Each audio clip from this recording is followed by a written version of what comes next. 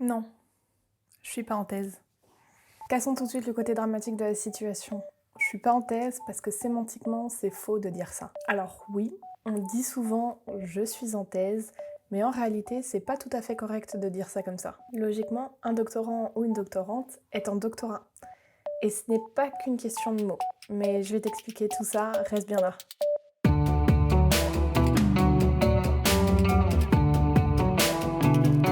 Mais alors, c'est quoi les différences entre la thèse et le doctorat ? Le doctorat, en réalité, c'est une formation qui dure en moyenne 3 ans, voire plus, surtout en sciences humaines. Il s'agit d'une période où tu apprends la recherche par la recherche. En gros, une formation par la pratique.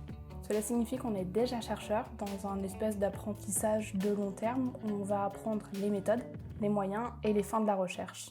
Tout ça au contact d'un terrain, d'une direction de thèse et des structures de la recherche. Donc quand on dit « je suis en doctorat », ce n'est pas juste un diplôme, c'est une formation qui vise à produire des connaissances. En gros, pendant ton doctorat, tu apprends à faire de la recherche. Mais alors, c'est quoi la thèse ? Tout simplement, la thèse, c'est le document que tu vas produire à la fin de ton doctorat. C'est un texte qui va formaliser tout ce que tu auras analysé, démontré, produit durant ta recherche. En résumé, tu es doctorant pendant ton doctorat et tu produis une thèse. Mais alors, pourquoi le doctorat existe ? Il faut savoir que le doctorat, ça date pas d'hier. Il est né il y a plusieurs années, au Moyen-Âge, avec les premières universités. À l'époque, le doctorat servait à former les grands érudits dans des domaines comme la médecine, la théologie ou le droit. Le terme doctorat a une étymologie latine qui signifie enseigner, puisqu'à l'origine, c'était un titre qui était décerné aux personnes jugées capables de transmettre des savoirs considérés essentiels à la société de l'époque. Il y avait très peu de personnes qui allaient jusqu'au doctorat parce qu'en fait ça coûtait très cher. En fait, tu devais faire tes propres recherches au moyen de livres généralement très onéreux. Et une fois que tu avais fait le tour de la problématique que tu travaillais, tu faisais ta soutenance qui consistait en un enchaînement de débats, puis cela aboutissait à un énorme banquet organisé aux frais du doctorant. Tout le personnel était invité, autrement dit, ça coûtait très cher. Avec le temps, le doctorat a commencé à se diversifier et à inclure d'autres disciplines, particulièrement à la Renaissance, puisque c'est à ce moment-là que la science a commencé à émerger comme un savoir distinct des études religieuses. Ce n'est qu'au XXe siècle, avec l'essor des sciences expérimentales, que le doctorat a commencé à prendre la forme qu'on lui connaît aujourd'hui. C'est-à-dire un travail de recherche original devant amener de nouvelles connaissances à un domaine donné. D'ailleurs, c'est aussi à cette époque qu'on considère le rôle de l'université moderne comme un lieu d'enseignement, mais aussi de recherche. Le doctorat devient alors, selon Karl Jaspers, un moment crucial où le chercheur s'affirme par son propre travail et sa capacité à produire du savoir nouveau. Au XXe siècle, le doctorat est devenu le diplôme de référence des chercheurs et des professeurs d'université, mais aussi de professionnels dans d'autres domaines comme l'ingénierie ou les sciences sociales. Il s'est standardisé dans les universités du monde entier et concerne aujourd'hui presque toutes les disciplines, que ça aille de la biologie à l'informatique en passant par le droit. Maintenant qu'on a clarifié tout ça, tu pourrais légitimement me demander « Mais ça se passe comment un doctorat ?» Et tu fais bien de poser la question, Martine, et je vais t'expliquer ça étape par étape. Tout commence par le choix de ton sujet de recherche. Et là, c'est crucial parce que c'est avec lui que tu vas vivre pendant plusieurs années.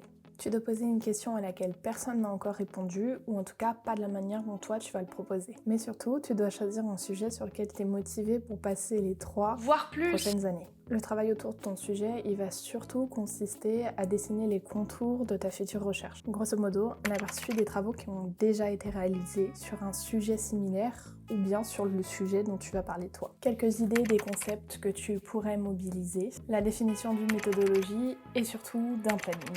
L'essentiel à cette étape, c'est de te préparer à convaincre les structures de la recherche et les structures de financement de la pertinence de ton sujet et surtout de sa faisabilité. C'est aussi le moment où tu vas faire plein de choix qui vont avoir des conséquences importantes pour la suite et surtout qui vont te permettre d'encadrer ta recherche, d'encadrer ton doctorat. Qui sera à la direction de ta thèse ? Comment tu seras financé et par qui ? Quel est le laboratoire dans lequel tu vas travailler ?